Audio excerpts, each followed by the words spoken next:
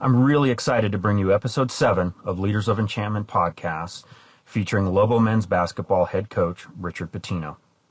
Richard is going into his 4th season here at New Mexico and coming off of a remarkable season in which the Lobos won the Mountain West Conference Tournament in Las Vegas, thereby earning a place in the NCAA Tournament.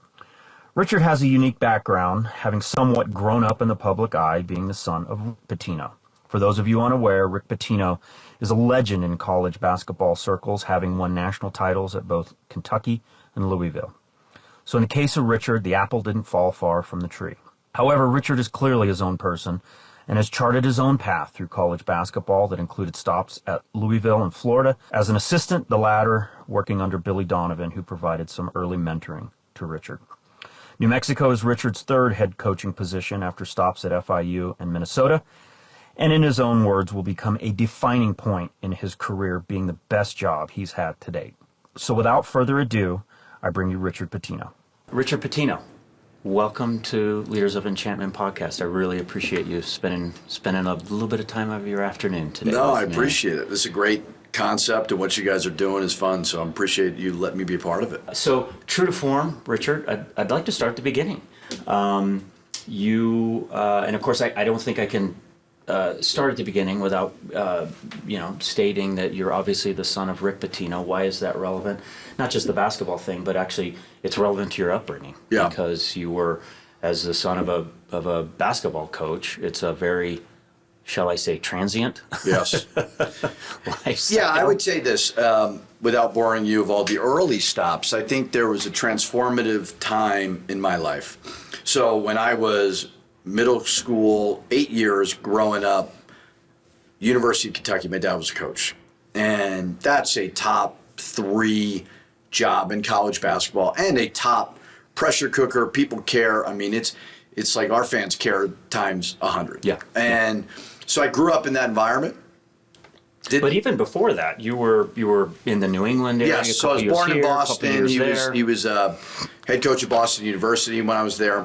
Then he went to Providence College, head coach there, head coach at the Knicks, assistant coach of the Knicks, then head coach of the Knicks. And then he went to Kentucky, and that's kind of what I say where I kind of became a person. But you also had a decent chunk of time there. Oh, yeah. He was coach for a number of years. 8 years, and that's where I felt like, okay, that was somewhat home, although I am a Northeasterner growing up there. And then he makes the decision, Kentucky's a fishbowl, big time. More so than Albuquerque? It's similar. Albuquerque is, from a college basketball coach perspective, a lot bigger than anyone who's not from here realizes. There's passionate fan bases, Kentucky, Indiana, Duke. I think most people wouldn't know New Mexico is as passionate as it is, but it is extremely passionate, and it reminds me a lot of Lexington, Kentucky. Interesting. In that regard. He decides to take the Boston Celtics job. Big contract, big franchise, the whole deal. And according to my math, you're 15-ish? Yeah, so it was high school. So Okay. I ended up staying back freshman year. Back in Kentucky? No, in Boston. Oh, back in Boston. So started over, kind of went to a all-boys prep school there. And it was great because Bostonians are funny, sarcastic, make fun of each other. I mean, that was like my introduction to the world, which is great. That's what you love. And I like that environment probably more than everybody kissing your ass because your last name is Pitino in Kentucky for 8 years. So it was great, loved living there, the success, and that was really an introduction into, because when he was the head coach of Kentucky, they never lost. Okay. They were eligible for 6 NCAA tournaments. They were on probation. They went to 2 Final Fours. They won a national title, 2 Elite Eights in 6 years. I mean, so it was absolutely not reality. Then you go to Boston where you think, okay, well, he wins wherever he goes. That's what he does. Right. And then you go to this thriving city in Boston where they care about their pro sports, not college, right? Mm-hmm. It's more about pro sports. And it didn't go great. He was there for 3.5 years, ended up quitting in his 4th year. It was funny, he was playing the Miami Heat. He was down in Miami. He'd had a house in Miami. And I remember watching the game. And we kind of assumed he was on his way out, but nobody knew he would quit. And he ended up resigning that night and staying down in Miami. And I don't think he ever returned to Boston. And not returning with the team. He didn't return. So I thought that was really the formative kind of, I wouldn't say I'm very, very cynical, but I take kind of all the highs and lows with a grain of salt. Because you had a front row seat to it. I had a front row seat to it because everybody worshiped my dad in Kentucky, and then all of a sudden everybody thought my dad was horrible in Boston. And he's not horrible, or he's not, he's a great coach, but every situation's different. But that molded me, shaped me, and had an opportunity. I used to work summer camps, basketball camps, and met somebody who he had asked me, "Where are you going to college?" And I said, "Providence College." And he said, "Well, I'm a prep school coach." His name was Mike Hart, and he was 20 minutes outside of Providence. He said, "If you want to be a coach, why don't you be my volunteer assistant?" And I'm like, I don't know, freshman year, maybe I just want fun. And all of a sudden I did it, and I just really liked coaching. I liked that's the purest form of it in high school and so on. So did that for 2 years, then was offered kind of a student assistant job at Providence College, had met the coach. He said, "Why don't you, come do this?" I did that. Then I was the director of basketball operations in Charleston. Amazing place, loved it. But then I got offered a full-time spot, which is you're allowed to recruit and coach in Northeastern back in Boston. So I was there for 1 year at Duquesne University. Went with my coach who won 1 year. University of Louisville, my dad, 2 years. Left to go to University of Florida, 2 years. Met Billy Donovan, who Eddie Nunez played for. That was the connection here. I knew that. Worked for Coach Donovan 2 years at Florida. Then my dad lost his whole staff and said, "Would you come and be my associate head coach?" This was the top assistant. Help hire my staff, the whole deal. And I really didn't want to go back to Louisville. Like, I liked kind of being out of his shadow and doing my old deal. But I said, sure. Like, I think it's kind of cool. I'll be able to help you formulate a staff. We ended up going to a Final Four. And I wasn't in a rush to get a head job, but FIU, which is in Miami, called me. Nobody had really known about FIU. They hadn't had any tradition, and I love that because I'm like, I'm going to go down there for 5-6 years. Nobody's going to pay attention to me, and I'm going to learn how to coach. I'm going to make mistakes. It's not going to be every game's not going to be on TV. It's not going to be big press conference, the whole deal. Well, we end up having a really good year. We go to the conference tournament finals, big improvement, and I get a phone call from Billy Donovan, and I'm like, "What's up, coach?" He's like, "Hey, the AD at Minnesota hired my last 2 assistant coaches. He wants a young, outside-the-box hire." He's like, "I think I can get you the job." I'm like, Big Ten at 30 years old? Like, geez. Wow, you were 30. 30 years old. The Minnesota job. Okay. And he goes, "I'm just telling you, he's going to call you and go down there and meet with him." He was in Florida at the time. I said, "Sure." And he offered me the job on the spot after about an hour. And it was really cool because in the room was the current AD of UConn, who was like Norwood was his name, his assistants. Current AD of UConn, current AD of Iowa, and they were all like assistants for him. And so I have relationships with those people. So I don't want to say I took the job because of the money. When you're at FIU, you're not making a lot of money. It's a low salary job, and then you're making big money in Minnesota. But I just thought, highest level, man, I got to do this now. And how long were you at FIU? 1 year. Holy cow. Yeah. So I thought 5-6 years, whatever. I thought Miami would sell in recruiting because it's an international city. Yeah. Got Minnesota, and it's a hard job. Minnesota's a hard job. It's not. I look at every job as what's the pecking order in your conference. I believe New Mexico, and certainly we can talk about that, is a top 3 job. But so I took Minnesota because I'm like, I want to be at the highest level. But there's the Indianas, there's the Purdue's, there's the Michigan States, Wisconsin. I mean, it was 8 years of, we went to 2 NCAA tournaments, we won the NIT, we had COVID, we had bad luck, which things I could have done better at. But it was unbelievable. I mean, you're on the sideline and you're coaching against Tom Izzo. Yeah. And you're coaching against Matt Painter and legends. And it taught me a lot. So although it ended, I don't want to say it ended badly, because although I was fired, I still talk to that AD like once a week. I'm not bitter about it. I had great friends. But your profile is still on the University of Minnesota website. Yeah, no, they all love me now. They don't have to pay me. But it was great. I don't regret it. I think this decision to come here, I think this will be kind of defining of my career, New Mexico, because I believe from a head job, it's the best job I've had. It's a place that cares greatly about it. And so it was I agonized over the transition of moving my kids. Yeah. I could live wherever. I don't, basketball coaches, we're like mercenaries, but my kids had really good friends up there. My wife had a really good network of people. So when I moved down here, it was a culture shock for sure. Yeah. Minnesota to New Mexico is polar opposite. Yeah. But I've grown to love it, and I think it's just got so much untapped potential. So you just blazed through your entire life. 41 years. We're trying to, it's a short podcast. Yeah. Okay, well, with that, thank you, Richard. Yeah. If I could back you up just a moment. So you're in Kentucky. You're mid-teen, then your dad goes off to Boston. You follow him there. I presume you graduated high school. Graduated high school in Boston. In the Boston area. Yep. At what point did the whole concept of I'd like to pursue a career in basketball, or was it just because I know you were drinking from a fire hose from day one, all things basketball? I didn't know if I wanted that life, and I know you cannot coach at this level. And what do you mean by that life? I don't mind the limelight. Okay. People come up to me, and I'm very respectful. I'm not afraid of it, but I don't love it. That doesn't fuel me. You'd prefer anonymity? It's not even. I know what comes with anonymity, and that's people not caring. I don't want that either. I want to be at a place that cares, but I am not going out and wanting people to look at me. And by the way, when I say anonymity, I don't mean anonymity as a basketball coach. I just mean as a person. Yeah, I would say that's not why I do this. Okay. So I knew that if I was going to be successful, there was going to be another world out there. And that was what I was apprehensive about. But when I get to practice and I'm with my players and I'm coaching in games, I love it. And it kind of re-centers you around like, no, this is a good job.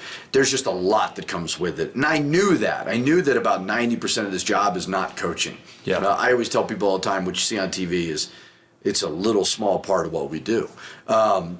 But I love that small part. So that was really the decision was, do I want to enter into this?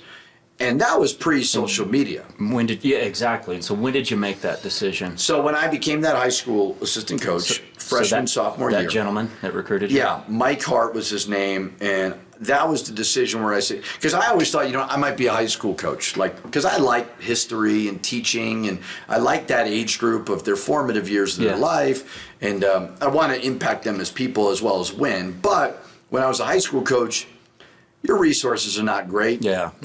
You got about 80% of your rosters just doing it to have some fun. So I wanted high-performing athletes, and I wanted the highest level. And so I think sophomore year is when I decided, this is what I'm going to do. Sophomore in college? In college, at Providence College. Got it. And I was lucky Tim Welsh then said, come work for our team. He was the coach of Providence.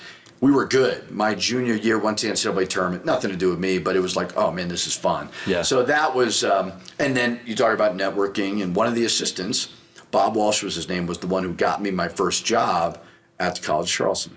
And full circle now, Bob works for my dad at St. John's, and I got him the job. So it's just that's how it all awesome. works, and it's really cool. But yeah, probably right around there. And, but I knew what was going to come with it. Moving your family, criticism, and this was before Twitter and oh my goodness and all that. So it's turned even more insane, obviously. Yeah, no, absolutely. So you've used a lot of names implying that these folks helped you out along the way.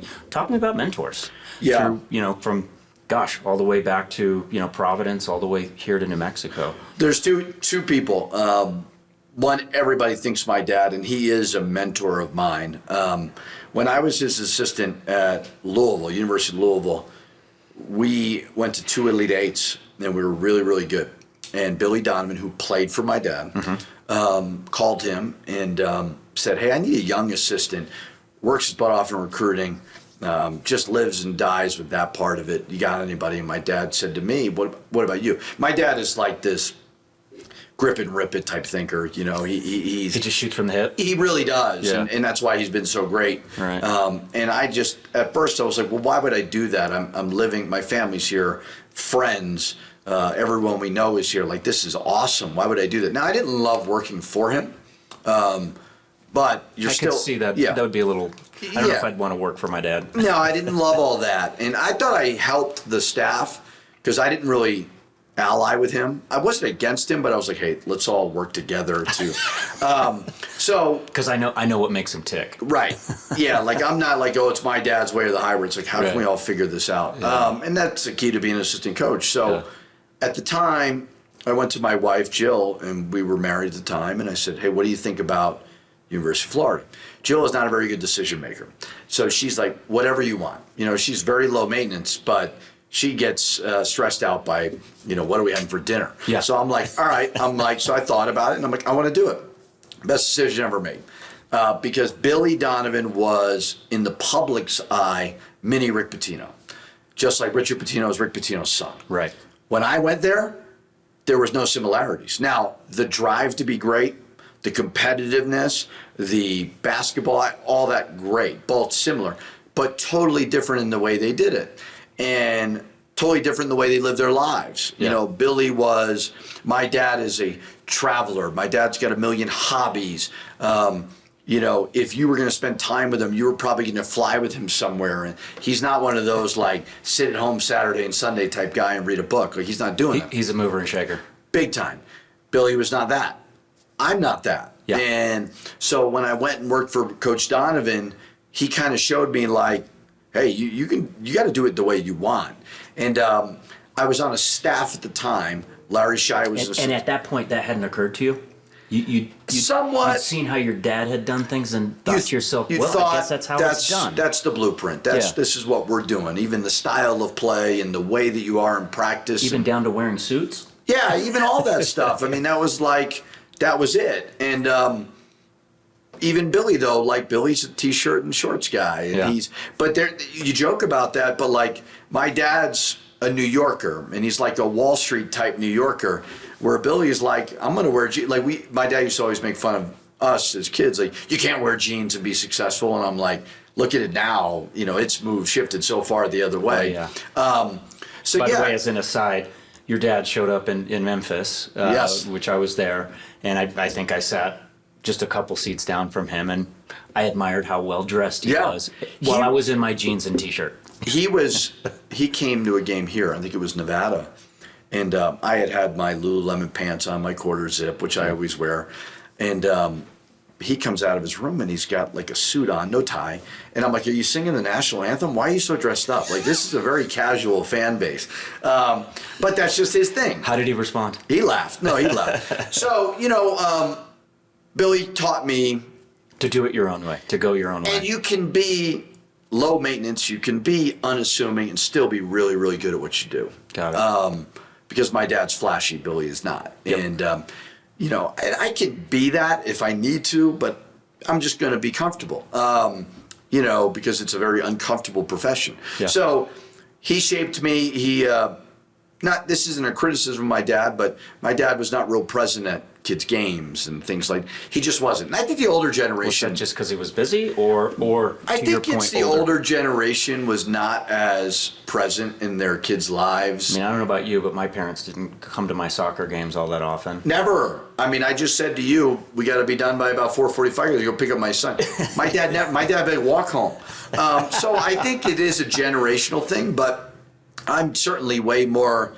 Like, I'm coaching my son's team on Saturday. Like, I'll hop in there at practice and do those things. So it's just a different way of life. And that shaped me as the husband and father and coach that I am now. Did you play youth sports? High school basketball. I probably was good enough to go like D2, D3, but I was so used to big college sports that by the time I was like, I don't want to go to a St. Anselm's or a St. Michael's in New England where nobody really cares. But so I kind of was like, all right, I'll be done with that. But yeah, as a child, baseball, soccer, all of them. Did your folks come to your games? No, never. They really didn't. And it's not that this needs to be a therapy session. No, I agree with you because I think there was a generational element to it, which could be good the other way. Like, we don't need to go to all of our kids' games either. Like, I do think there's... Even though we do. We all do. There is a little bit of we got to cut the cord. But no, they didn't. And but I think that somewhat made me mentally tough, too. Interesting. So you're at Florida. You're learning. Hey, there's a different way to do this. Is I can adopt my own style, go my own way. I assume you take that with you to Minnesota. Absolutely. My dad is a yeller and screamer. Not in a belittling way, in a motivate, hard charging, locker room at halftime was yelling, screaming, nothing below the belt by any means, but Sure. That was his style. And I remember coaching my first game at Minnesota, and all of a sudden now you're on national TV, and I'm kind of like, well, how am I going to think up here? Because my dad coaches and yells and moves, and I can't think. I'm real cerebral during the game. Right. Although I have seen you yell. No, I will yell. There's for sure times where I will yell, and there's an absolute place for it. But just the way that I coached was probably shaped in a blend of Billy and my dad. And obviously, I wish I had their careers because they've been really, really good. And I'm still young. Richard, you're still young. Yeah, still young. And Yep. and like I said, I think the decision to come to New Mexico was solely, I want to win. Where Minnesota, it wasn't that. Well, historically, in the Big Ten, it's not every a strong coach in the history of the program. program's been fired. Yeah. And so I remember when New Mexico called me, it was funny, but not funny. But, I'm there in Minnesota, and I loved it. And they always say as a coach, the longer you're at a place, the more you love it, but the less they love you. Because they get tired. Interesting. It's Okay. just, after a while, they want to change, and they want a new voice. And it happens to every coach. Happened to John Calipari, Kentucky. Yeah. Yeah, that's true. When the Minnesota thing went down, I walked in Mark Coyle, who's still a good friend of mine's office, on a Friday. We had lost to Ohio State in the conference tournament on a Thursday. And I walk in his office on Friday. He's like, hey, let's meet. So I'm like, all right, I'm getting the axe. And he was more emotional about it than I was, which is kind of funny. I'm like, I'll stop crying, get over it. Let's go, move on. And he was like, well, I hear you might be involved in New Mexico, because New Mexico had been open for a while. Okay. Because Eddie had made the change during the year. I had not been involved with it. Everybody assumed I was because Eddie played for Billy Donovan. So I hadn't spoken to Eddie. Now, my agent said, hey, if this is something you want, I can call, and the whole deal. So I ended up connecting with Eddie on that Friday. I didn't officially get fired. Coyle was like, hey, take the weekend, see if maybe you can get a soft landing. Coyle was the Mark Coyle was the AD at Minnesota. So he didn't want fired Friday. Like, he was like, splashy headline. Maybe you can get this job down here, and we don't really need to fire you. It also lets him out of my buyout, which is so he's not the greatest guy in the world. So flew to Chicago, met with Eddie, really, really liked him. Wanted it. The hard process of this thing is when you start calling around, all of a sudden now the rumors spread. Yep. So I had a core group of guys. Sean Miller was at Arizona, Mick Cronin was at UCLA, and they were kind of out west. And they all just said the fan base is so good, And so I met with Eddie on a Saturday, and I got offered the job the next day. Okay. Talk to me about your leadership style. So, I think I said this to you before we recorded. I always look at everything through the lens of a company, because that's what I know. Yeah. So I look at you as you're CEO of a company. Yeah. It's I guess an entertainment company, for lack of a better word. What, your leadership style, recognizing that you have an interesting set of employees, for lack of a better word. You've got your assistant coaches, which are kind of in the same boat you are, and are professionals and adults, and then you got these people called student athletes. 20-somethings thinking the way 20-somethings think. In many cases, because the landscape of college athletics is changing so rapidly, sometimes they only have 1 foot in the program and 1 foot out of the program. How is it? So again, I think to myself, gosh, that would be a hard company to run. Yes. Really hard company. And to me, I think culture, because I'm a team first kind of person. You're only as good as your team. And your team typically is only as good as the culture that you provide for them to operate within. You have such a dynamic situation going on. How do you, what is your leadership style, and how do you try to maintain it or establish and maintain a culture? Well, I really, really value, whenever younger coaches who are just getting in this business ask me advice, I always say it's very simple. It's hard to do, but it's a simple formula. Hire the right staff, get the right players, and then provide clarity of what you want. Okay. If there is any confusion, it's your fault. The head coach. Yeah. There needs to be. I was lucky one day to go to a New York Yankee game, and I'm a big Yankee baseball fan and the whole deal. And I met Brian Cashman, and I remember asking him, because he was from Lexington, Kentucky, and I said, "Hey, does the manager really matter? In baseball especially." Yeah. He said, "Well, here's the way I look at it." He goes, "It's my job to provide what the mission is. Okay. If I say we're going to Mars, and this is NASA, the manager can't want to go to Venus. Right. We all have to be on the same page about the way that we're going to play and the way. So for me, I'm going to hire good people. Okay. Very, very important. They got to have good values. They got to be about the right things because, they got to be about helping kids. And although it's turned into pro sports, it is still that. Is it? Yeah, Okay. somewhat. Okay. Somewhat. So you do have to adapt, and I think we have adapted. But my whole goal is when I meet my staff on a daily basis to be really, really clear. Hey, Doug, this is what you got to do. And if he doesn't do it, hold him accountable to it. Okay. Does that mean yell, scream, fire? No, it's assistant coaches they're trying to learn too. And I've got to take ownership of them. I got to help them. I want them to become head coaches. So I've had guys who have gone on to become head coaches, and I value that. I really do. So helping them, being very, very clear of what I want. I think a lot of leaders really struggle with that. They Just simply communication. Okay. They do not communicate, and they shy away from it, and they don't like confrontation, or they feel like that's the worst thing in the world to do. So the more and more I've done this, clarity to your assistants, to your staff, to your strength coach, very, very important, so that it's not confusing. And how about the players? And then it goes to the players, and then it goes to getting your staff to understand, hey, this is the terminology we're going to use to guarding a ball screen. Hey, this is what happens if you miss a class. Mm-hmm. You got to make it as black and white as possible. Okay. There's going to be a lot of gray, fine, but you've got to have your standards of what it is that you said. And if they don't fit those, you have to be prepared to move on, which is hard. You do. And after the season or whatever, and then you've got to evaluate in your recruiting process, where did you go wrong? Where did you get fooled by something or whatever? Because you're making those decisions all the time. You have to be very, very truthful of what you want from the players, because the hard part now is they can get paid. Right. They all want to start. They all want to play 40 minutes, and they all want to get paid. Right. Well, guys, I can't. There's only so many 40 minutes to go around. I can't accommodate that. So you explain that to them, which is challenging. And then they've got their inner circle of people who they don't care if we win. The inner circle doesn't care if we win. I had a team meeting the other day, and I said, hey, guys.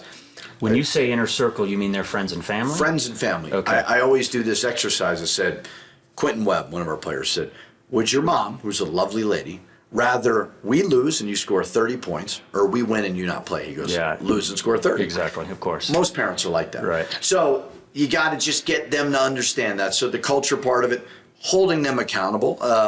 Not everybody's the same. Not everybody's going to be coached the same.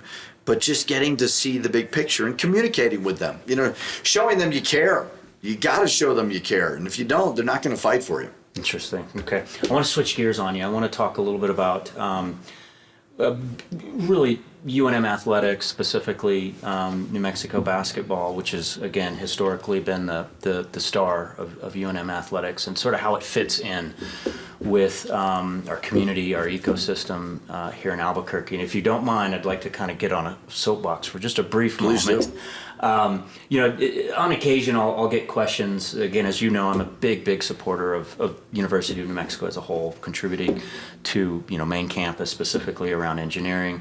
And it's just because I, as it pertains to the university, I just feel very strongly that if you get down to first principles, if you're going to fix things in society that you'd like to see fixed, the most effective way to do that is by educating them and improving access to education. So that's kind of my overarching mission. Okay, then there's this thing called athletics, which, we've had we've decided that we're going to bolt that on to our universities, and we're going to have an athletic program, which I am hugely supportive of. And so, as you know, I'm hugely supportive of the Lobos.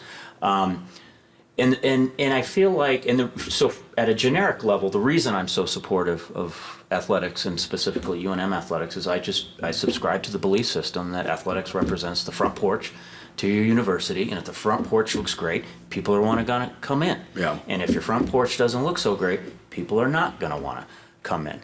That's why I support athletics. Now, if I make it specific to UNM, to me, it's even more impactful. Right. We're here in New Mexico, small state, 2.1, 2.2 million people. We don't really have pro sports. We've got the Isotopes, we've got New Mexico United. The second belief system I have is that I think a community can earn a certain goodwill through success in athletics. Yes. It reflects well. For example, Denver Nuggets winning the NBA title last year for the first time, that reflects positively on Denver. Here in New Mexico, I just feel very strongly that if you subscribe to that and you want to sort of sow that goodwill through sports, UNM is the only game in town. Again, Yes. not to disparage our friends down the street, but I would argue they're just in a small market. There's only 100,000 people here. We're here in a million, if you add Santa Fe into the metro area, we're 1.1, 1.2 million people. This is the only game in town. Yeah. And so that's really why I am such a huge supporter of UNM, because it supports the university as Definitely. a whole, which then supports the community, which then, rising tide that lifts all boats. I don't know if everyone around here in New Mexico sort of agrees with that. You hear silly things about, I don't even know why we play sports and things like that. How do you, I'm sure you encounter this all the time. How do you handle that? Well, it's interesting. Well, first of all, do you agree with what I just said? I agree 100% with you, and I would say in Minnesota, I didn't care that wasn't in my mindset. It But was a different landscape up there. totally different landscape. Where here, one of the most impactful things that somebody had said to me was my second year when we were starting to get good and we were ranked and the whole deal, and they said, some guy came up to me at one of my son's games or something and said, New Mexico is better when the Lobos are good. And this city is better when the Lobos are good. And I believe that. And I felt it. And I want to win championships because that's the job. And if I don't, I'll get fired, and I don't want to get fired. But this is my family's community too. Sure. And I've never been at a place where, like in Minnesota, when you had ticket requests, your friends would ask for tickets and you'd give them tickets because none of them were season ticket holders. Everybody's a season ticket holder that I know. When my kids go to the games, they run off and see their friends. And so, like, there is a sense of ownership and there is a sense of responsibility for me. I'm not a political figure by any means, but like, I do feel like I can make this place better. Mm-hmm. And I never cared about that at FIU, and I didn't care about that at Minnesota, where I think if we can get people like you, people like me, people in this community who have some influence and have some pride and want to continue to grow, this place is a sleeping giant. It is. And we say it all the time. I mean, the weather is beautiful. The mountains, the sunsets, all of that is amazing. And you have people that care. A lot of times when you have those first two things, you do not have people that care about the Lobos or whatever. So I do think it is a responsibility. My job is to win. My job is certainly that. But I do think I need to be a face in the community that wants to make it better for my children. And I like when we're doing camps, we're going to do a day camp next week. We're going to do another one in 2 weeks. I'm not doing that to make money. I'm doing that because I really believe the young people here need to experience that. And I don't know if I felt that before. So I do think this community more so than ever, not just basketball, but the university is what can fix a lot of the problems. And startup companies like this can fix this. That's what you do. There's no magic wand.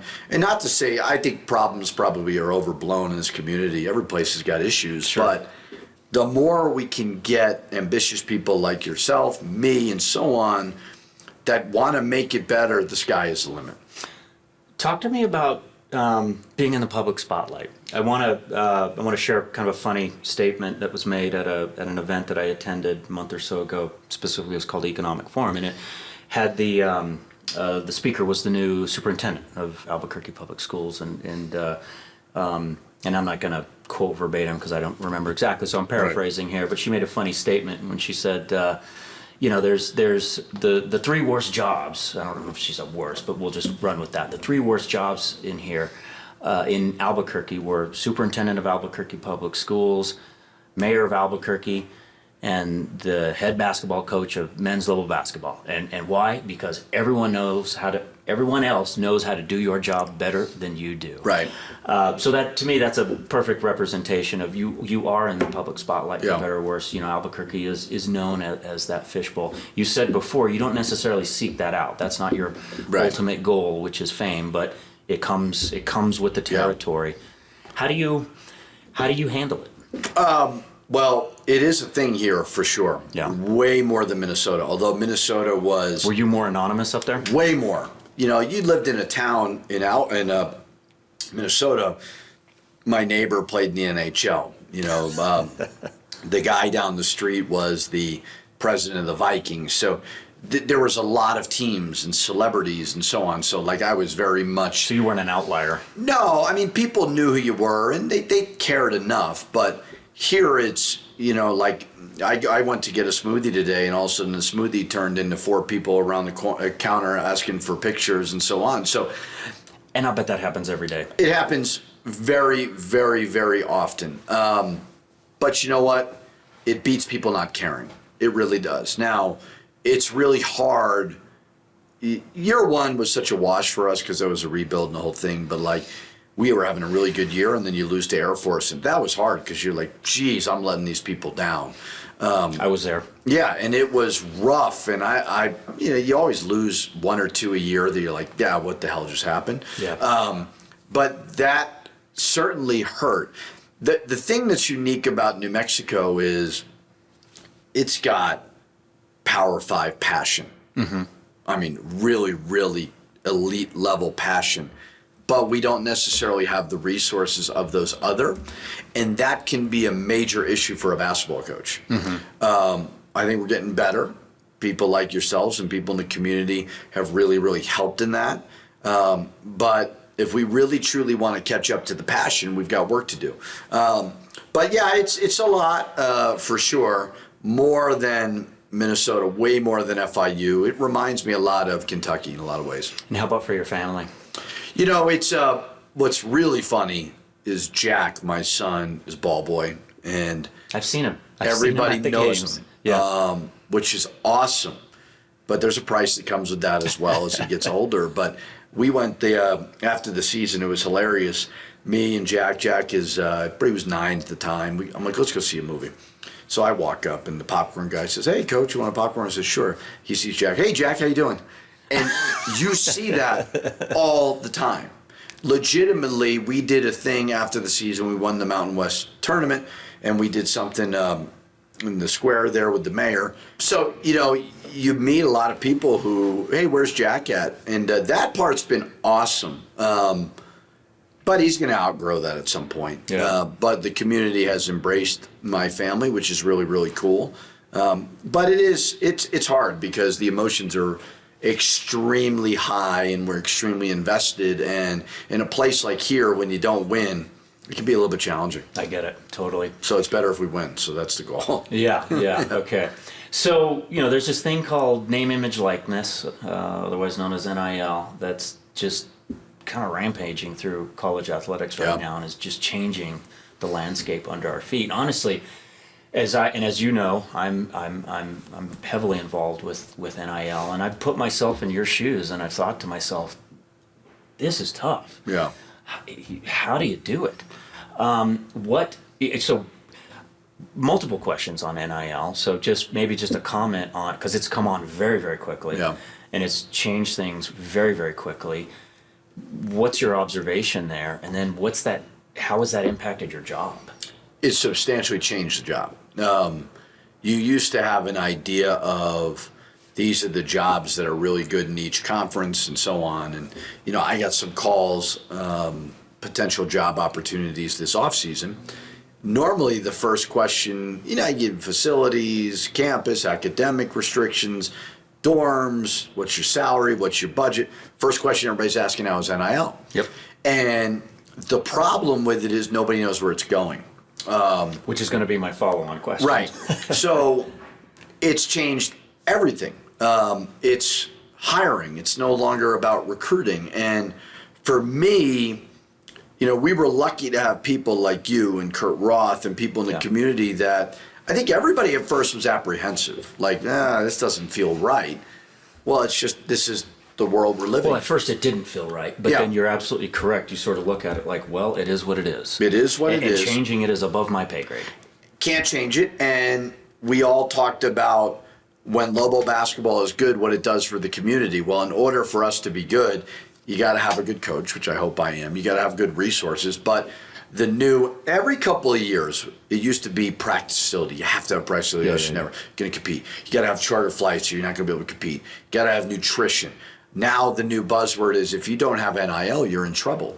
And it is the most competitive space ever. And the hard part is you have the Lobo Club, and they fund certain things for each sports that we need. Right. And the concern is, what if we're taking from the boosters and we're paying the kids? Then robbing Peter to pay Paul. Robbing Peter to pay Paul.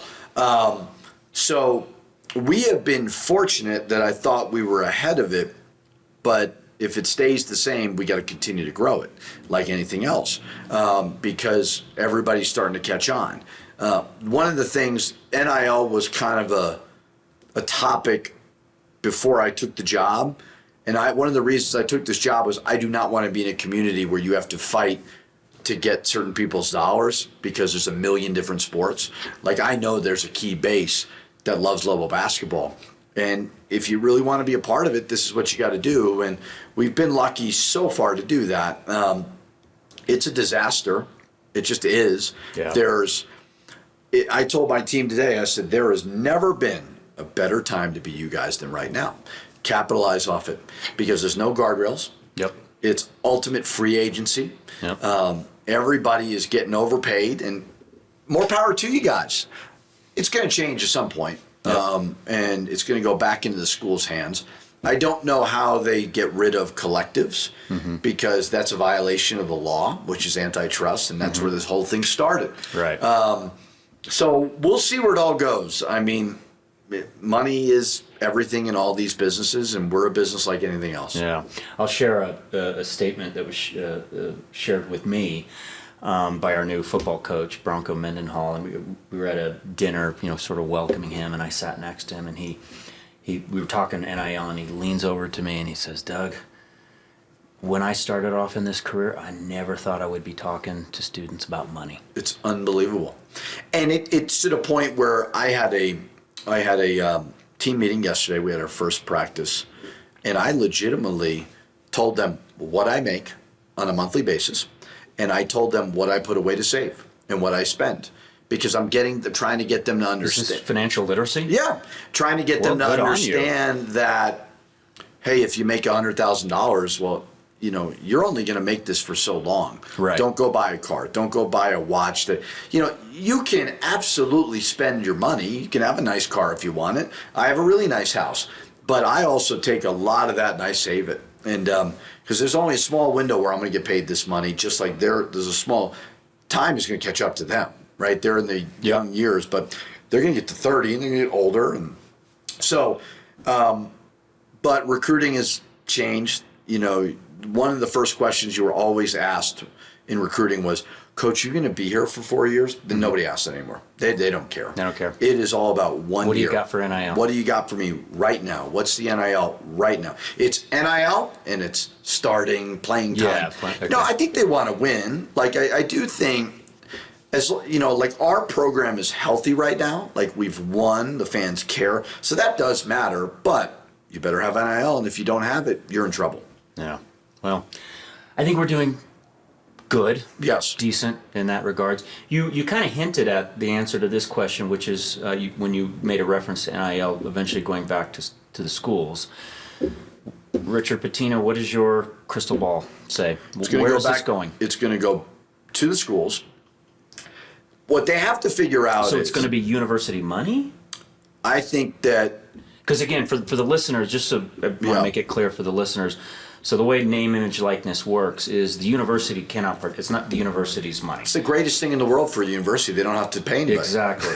This comes strictly from the donor base, people like myself. Yep. I think what's going to happen is it's going to be revenue sharing. And so the money that we get from the league through TV contracts. Okay. That's why TV contracts are so important. And that's where the Mountain West, if we truly want to become the new Pac-12, Pac whatever, we need that TV money to then pay the players. So I think that there's going to be revenue sharing. Certainly men's basketball and football are the two moneymakers. Right. So Eddie Nunez, President Stokes, they're going to have really challenging decisions of what they're going to do, because if you pay everybody the same, I don't make the same as women's whatever coach or men's whatever coach. So you're going to have to figure out what the market value is and all those things. So I don't know. I mean, it's crazy times. It's brutal. And what's hard for me is, I try not to look too much into the future, and I try to live for today and just worry about that. But you're trying to figure out where this thing is going. Yeah. And the more you win, the more opportunities you're going to have maybe somewhere else. And I've never been a big job jumper. That's not really been my mentality. I kind of like to just, let's turn this into my Kentucky here in New Mexico. But you just don't know. People always ask you all the time, are you going to leave us? I'm like, I don't know where this thing is going. So right now, as it stands, it's really, really good. But there's going to have to be a lot of questions. I worry about the other sports because I don't know how you pay them all the same, and I don't know how they're going to survive. The same as, for example, well, like I think, I think when I don't know how that would work. 6-7 years ago, they had to cut soccer, and that was a big deal. Right. Right. I think you're going to see a lot of other sports. I don't know specifically to New Mexico that could potentially get cut to stay within budgets and do those things because you can't pay them. And so I just don't know where it goes. I really don't. I think here's what I think it goes. Gun to my head, I think the Power 4 football programs are going to break away. I agree. And they're going to turn. In fact, I relish that. I hope it does. Yeah. Sooner the better. Go be your mini NFL. Yep. And let us get back to normal. Yes. And let us see because now we're the group of 5 football, right? Right. But we don't have the budgets that Alabama and all those do in football, right? So I'd love for them to break away, and I'd love for them to be some logic, like the fact that Cal is in the ACC and Washington's in the Big Ten. Why can't football be in that? But why can't men's basketball stay in the Pac-12? So that's my hope, because it's so stupid that a swimmer from Washington is flying to Maryland. They're not flying chartered planes. No. I there's got to be a collective bargaining agreement. There's got to be something. The fact that there's no guardrails to this thing is absolute insanity. Their contracts that these kids are getting are so one-sided. That's the total opposite of what a contract is supposed to be. Yeah. A contract is supposed to protect both sides. Right. And be negotiated. And all those things. And so they've got a mess on their hands. I don't think it's necessarily anybody's fault. I'd love to point blame to one person, but it is a disaster. There's no rules. It's not like it was when we got into it, but you can't complain about it. You got to figure it out, and you got to stay competitive as best you can. Well, and we here at New Mexico, we just have to figure out, we got to play with the cards we've been dealt. You got to play with the cards you've been dealt. Kind of what we're doing. And I think, too, people like you and these people that they want Albuquerque and New Mexico to be great know if Lobo athletics and Lobo basketball are good, it contributes to that. So this city's better off. It's just better off. And so I think we've been on the cutting edge of it. Hopefully we continue to stay that way. Okay. Final question. So some of the younger folks who are listening in, hey, I think I might want to pursue a career, in collegiate athletics or even professional athletics as a coach. What's What's your advice? Because I can assume there's almost an infinite number of routes to that role. My advice would be, one, don't get into it for money because, like anything, I think the more you succeed, you'll get the money will come. I think that's universal advice. Right, in any profession. Right. But you're going to move a lot, which is very, very hard. You're not going to have the stability that you crave, which is very, very hard. And that's okay. Embrace it. You know, you could sit here and say, oh my God, I can't believe I had to move from Minnesota. I love living there. I had to go to New Mexico. Or you could say, I got to live in Miami. I got to live in Minnesota. I got to live in New Mexico. I get to see all these cool places that I've never seen before. So you got to embrace that. If you want to break into the profession, what's your skill? What are you good at? You know, what are key skills? What are key skills? And that was a question. Yeah. So normally, if your you ability don't to recruit, if you don't recruit, you probably don't have a lot of value at a young age. Okay. You better Okay. be able to recruit. Okay. Not that I don't need help coaching. I need guys that can bring me players, not just great players. You want great players, but I need guys who can bring the players that I can coach. Right. And they got to understand that. You know, so attach yourself to an AAU program, attach yourself to a high school, attach yourself and go grind and meet people. You know, I got my start in this profession because I met a guy at a basketball camp over the summer.